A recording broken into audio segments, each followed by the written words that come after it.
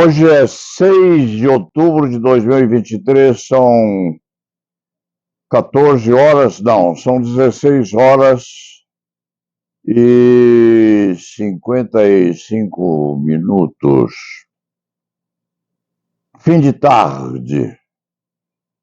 Este velho escriba de processo penal e direito penal resta aí há uns 15 dias sem aparecer no site, mas houve alguns imprevistos técnicos que impediram a transmigração contínua do minutamento deste site. Às vezes, há uma necessidade de férias, outras vezes é o sistema técnico que não funciona direito. Então, de qualquer forma, este Leite Fernandes estava com muita saudade dos seus correspondentes. Hoje, por uma coincidência ruim, o Paulo Sérgio ia tocar um pouquinho de piano, iniciando a crônica da tarde, mas se feriu enquanto fazia uns desenhos. Feriu-se com um estilete, um corte profundo, que o obrigou, inclusive, a ir ao pronto-socorro e ser medicado. Depois da infusão aí de 3 pontos cirúrgicos que doeram muito, diga-se de passagem. Mas, de qualquer maneira, ferir o dedo não significa que haja uma produção redutora de racionalização do pensamento. E vamos matar a saudade, sim. Começando por dizer que no dia 25 deste mês vai haver, crê este antigo criminalista, dos mais antigos que esta nação tem, vai haver uma série de comemorações correspondentes ao mesmo 25 de outubro de um ano terrível que já se foi, 1975, se a memória do Paulo Sérgio não está muito falha,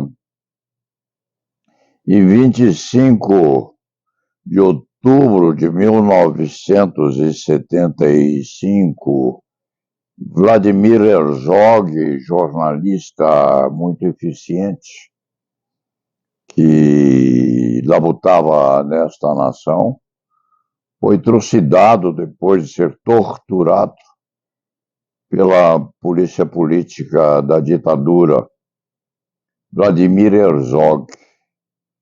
E a família dele, de lá até esta data, não esquecerá os gritos de socorro do pai, do tio, do irmão, do parente, enfim. E guerreava assim também para obter uma indenização estatal, que parece estar a chegar com influxo, inclusive internacional. Vladimir Herzog vai servir de exemplo, sim, a que não se faça isso no nosso país. Por que isto é importante para o Paulo Sérgio Leite Fernandes? Porque,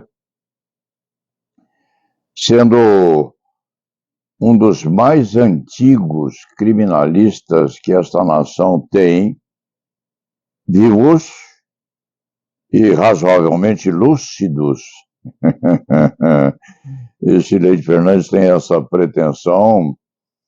O Paulo Sérgio Leite Fernandes tem a memória muito bem estruturada sobre o que acontecia ao país, inclusive antes de 1964, porque naquele tempo era jovem e corajoso, sim, com saúde suficiente para enfrentar aquilo que vinha acontecendo na nossa nação. E o Paulo Sérgio Leite Fernandes defendia jovens, estudantes universitários até, que eram perseguidos pelo regime. E se recorda, inclusive, e muito bem, da insurreição de Ibiúna, aquela reunião de estudantes universitários em Ibiúna, reunião esta ou convenção esta que foi debelada pela polícia política, e o Paulo Sérgio se lembra muito bem, inclusive, daquele tempo, porque foi um dia em que José Dirceu era moço também, moço universitário, e foi preso nessa reunião de estudantes. Foi preso, levado ao cárcere, sim, nesse dia da insurreição.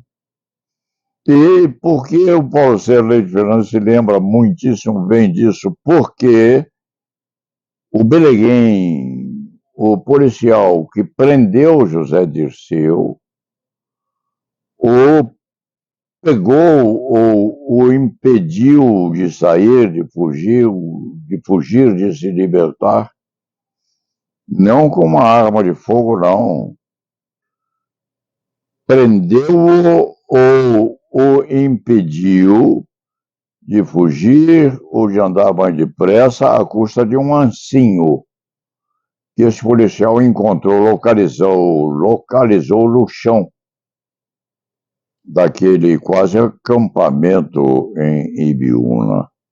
Esse ancinho, o Leite Fernandes diz com bastante determinação e conhecimento de causa, este ancinho esteve comigo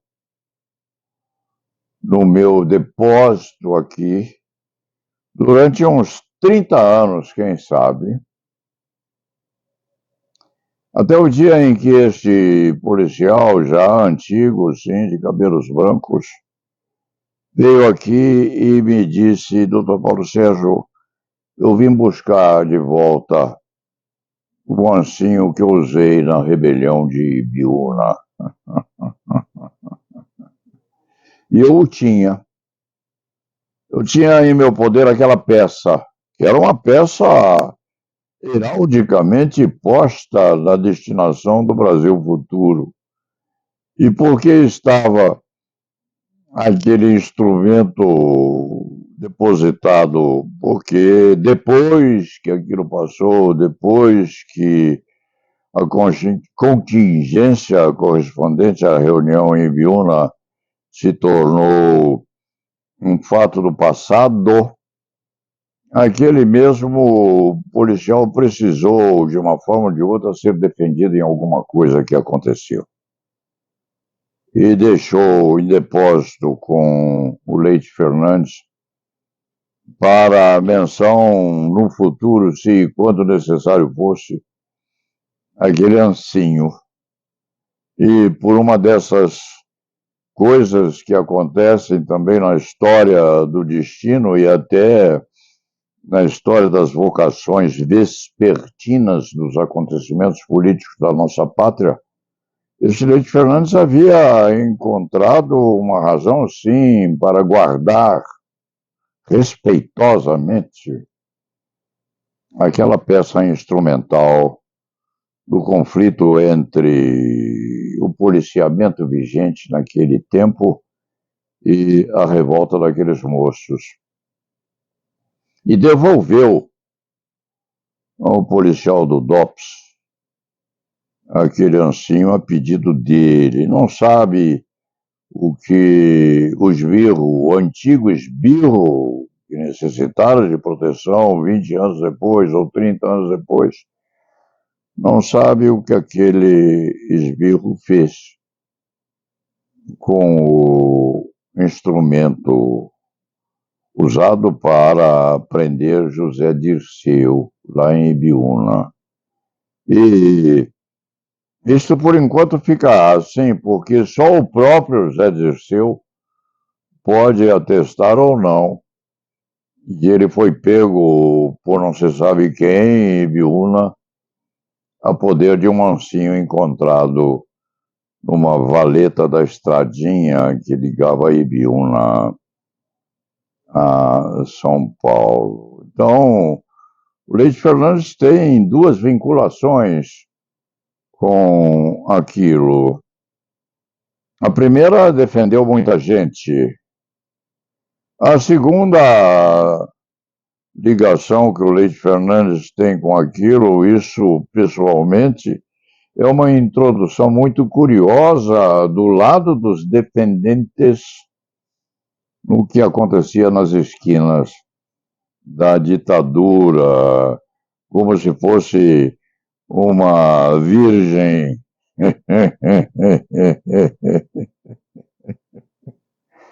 Uma virgem transitando no meio de um bordel que era a ditadura.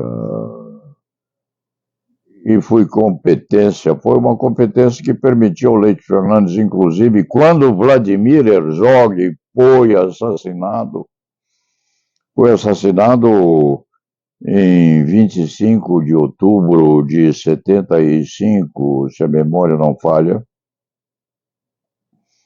No dia 26 seguinte, o Leite Fernandes apresentava, ou hoje, ou no meio tempo do ICOD, um moço chamado Júlio Fernando Toledo Teixeira, perseguido pela polícia política, sim, perseguido afanosamente, com um receio horrível de que lhe sucedesse coisa pior.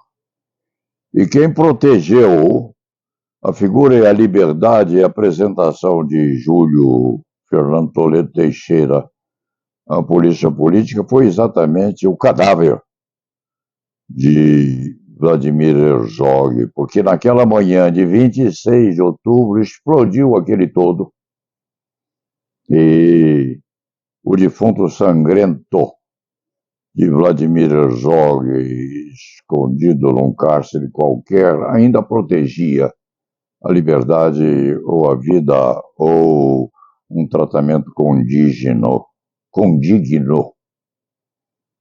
à figura de quem viesse depois. Foi aí que as coisas começaram realmente a melhorar um pouco na nação, porque o sangue do torturado às vezes protege aquele que ainda está sendo perseguido. E a ligação do Leite Fernandes com aquele período ruim da história do Brasil se estendeu inclusive à proteção de Cid Vieira de Souza, que era presidente da Ordem dos Advogados do Brasil naquele tempo ruim, naquele tempo tenebroso,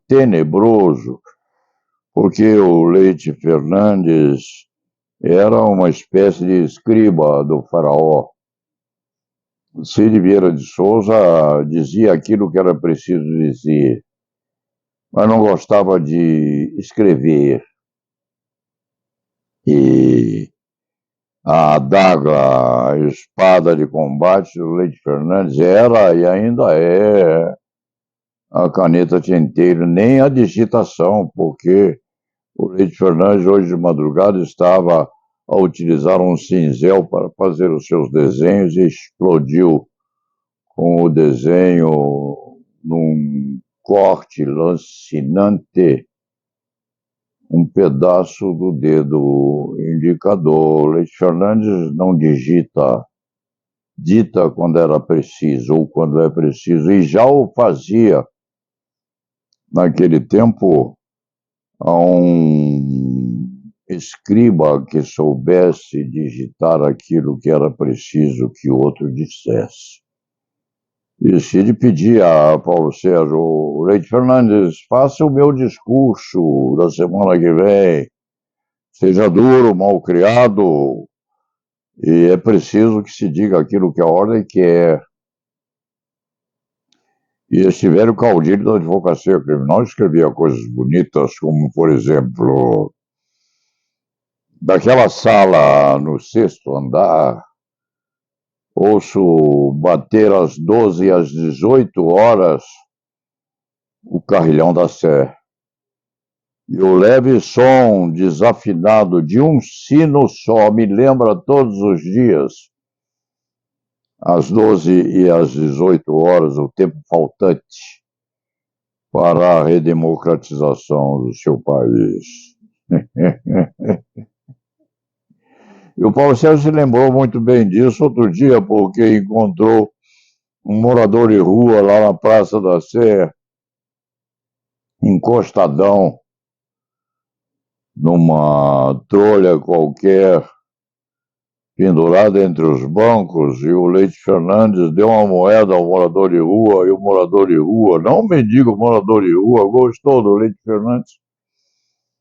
E isso aconteceu exatamente quando o carrilhão da Sé começava a tocar outra vez aqueles sinos que foram e continuam sendo famosos na história da nossa nação. Ouço bater o carrilhão da Sé. E nós estamos, quem sabe, a ouvir todos os dias que o carrilhão da Sé bata em favor da reorganização democrática da nossa nação. E o que faz o Leite Fernandes nesse meio tempo? Continua advogando aos poucos que o querem e aos 88 anos, com as pernas ainda a se movimentarem razoavelmente bem, falando, escrevendo, dedilhando o computador, nunca mais ditando aquilo que é preciso a quem possa escrever o produto do pensamento deste antigo escriturário da advocacia criminal. E o Leite Fernandes desenha bastante e é eventualmente presenteado com um grau de comendador da honorífica Ordem Acadêmica de São Francisco, na qualidade de grande oficial. Isso utilizando um impresso que era a última página daquilo que existia em poder dos legatários da Ordem Acadêmica de São Francisco. Alguém tem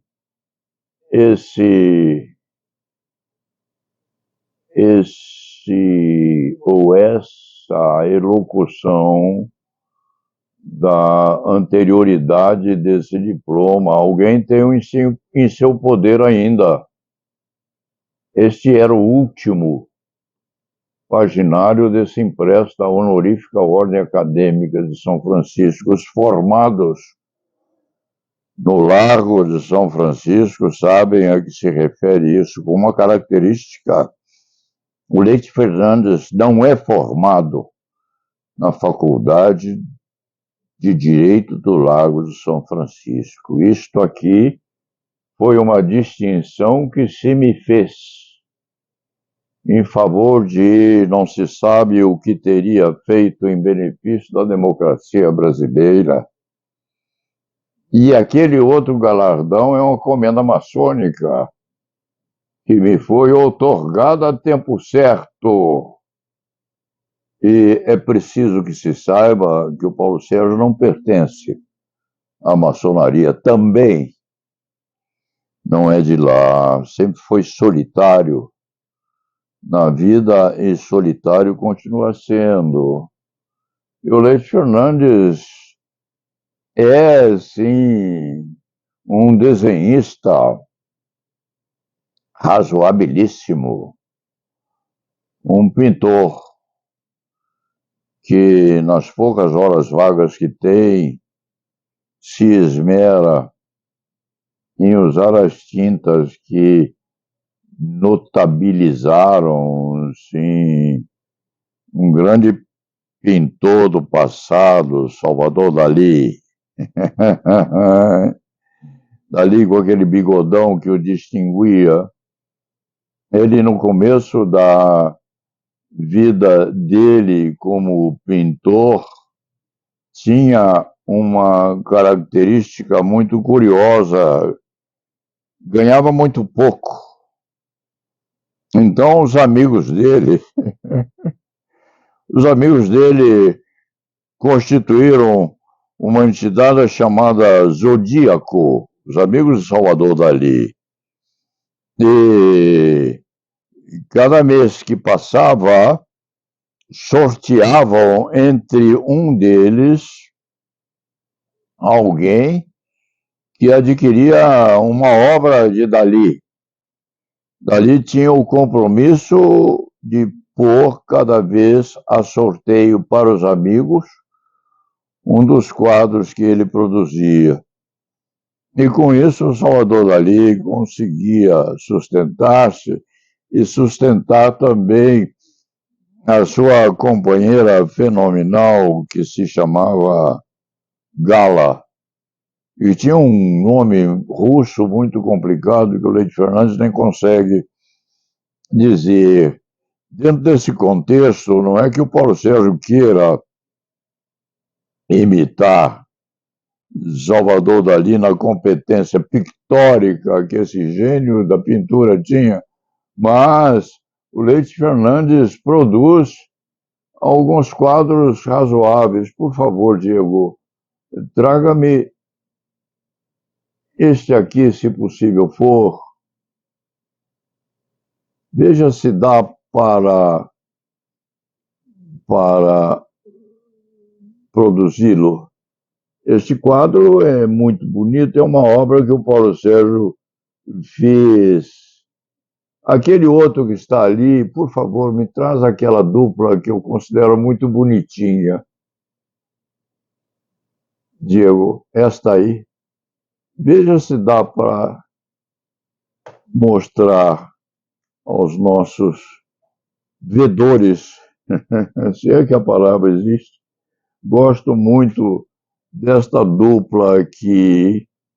Esta não é uma pintura, é uma obra feita a lápis. É pura e simplesmente um desenho que eu fiz para oferecer à presidente da Ordem dos Advogados do Brasil, Seção de São Paulo, doutora Patrícia Vanzolini. Esta aqui é o retratamento, o desenhamento da figura do rosto de Paulo Vanzolini, avô da doutora Patrícia, que é a atual presidente da Ordem dos Advogados do Brasil. E o Leite Fernandes pôs aqui: mulher que não ri não precisa ter dentes, mulher que vira de lado está procurando a suplente. Isso o Leite Fernandes fez em 2013.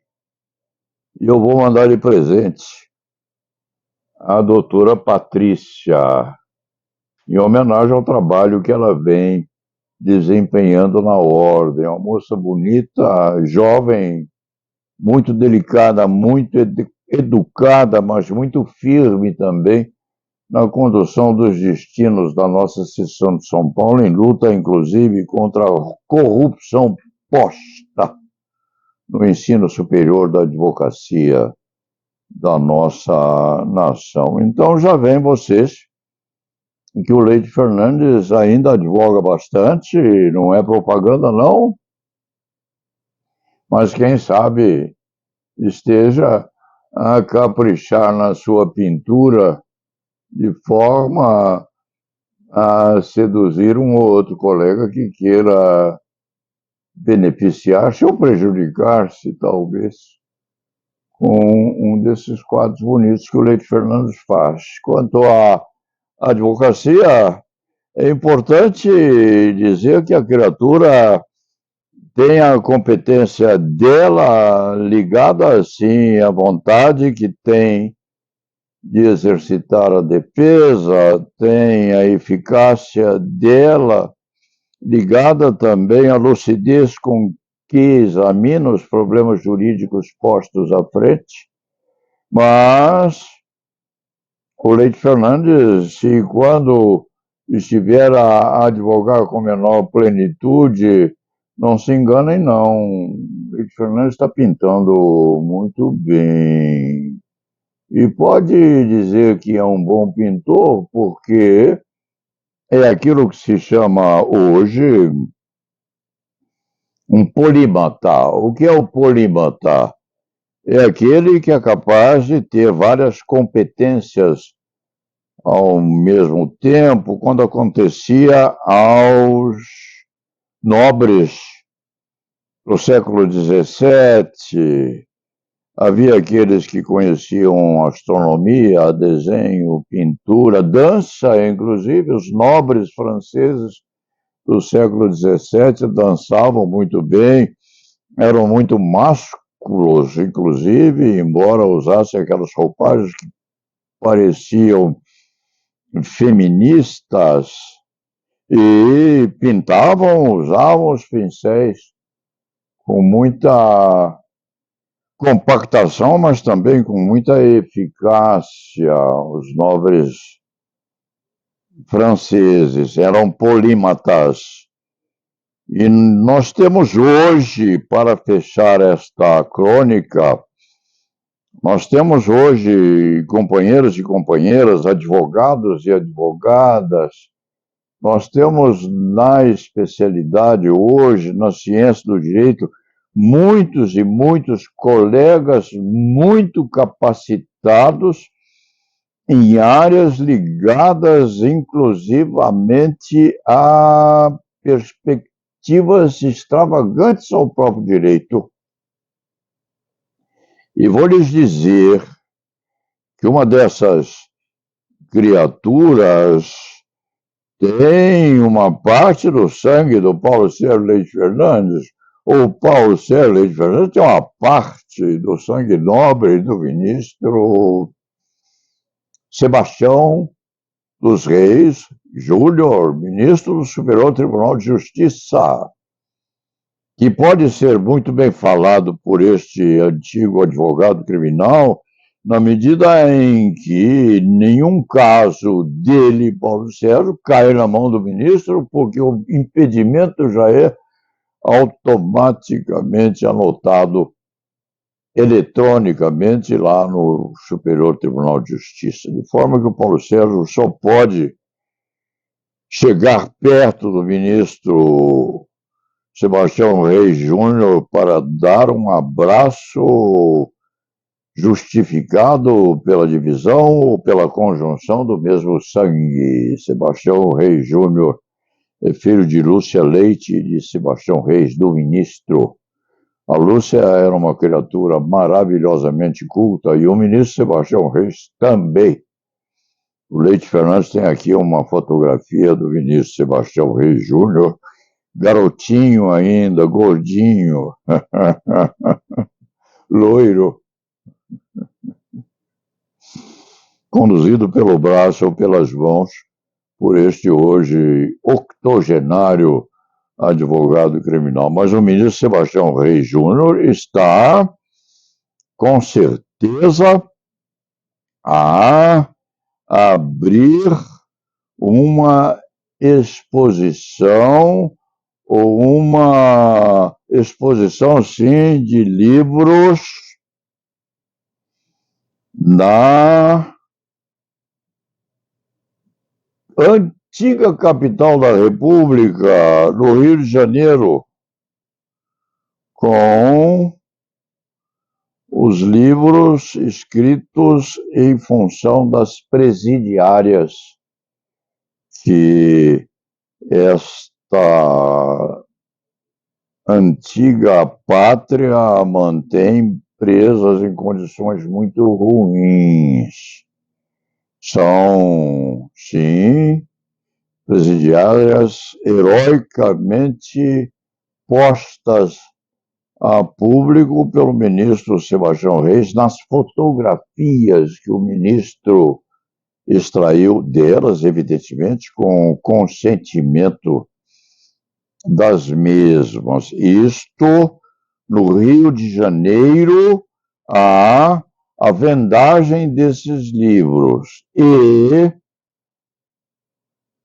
no Superior Tribunal de Justiça, se o Leite Fernandes estiver enganado, que o corrijam, no Superior Tribunal de Justiça está a abrir-se uma exposição das fotografias postas a público pelo ministro Sebastião Reis Júnior, fotografias estas excelentes, com as moças muitíssimo bem postas e expondo, sim, a sua compartimentação nos presídios existentes no nosso país. Então, já se vê que nós, juristas, podemos ser bons penalistas, excelentes ministros despejando juridicidade pela compartimentação dos tribunais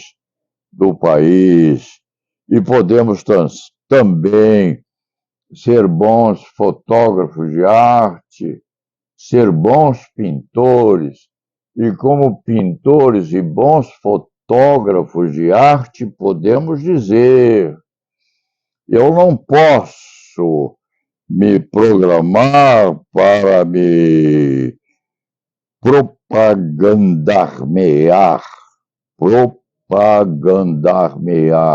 A expressão existe como um penalista competente, mas eu posso dizer que sou um bom pintor de arte a ser comercializada, por que não? Porque eu o faço bem. E nós estamos, certamente, naquilo que diz com os logaritmos. Com os logaritmos e com os polímatas, ou seja, aqueles capazes de fazer uma porção de coisas bem feitinhas. E não sei se acham ou entendem que eu advogo bem. É um outro pedaço de vida que tem que ficar dentro do padrão posto na regulamentação da compartimentação ética que a Ordem dos Advogados do Brasil impõe aos seus delegados. Mas eu posso dizer sim que estou a pintar coisas bonitas. Ô Diego, por favor, para nós terminarmos esta crônica e não se dizer que nós não estamos a demandar também a projeção de todos os nossos companheiros dos gêneros, etc. Me traga esta foto que eu acho linda. Não é foto, é uma pintura de uma negra linda que está, assim, a servir de projeção à minha competência pictórica.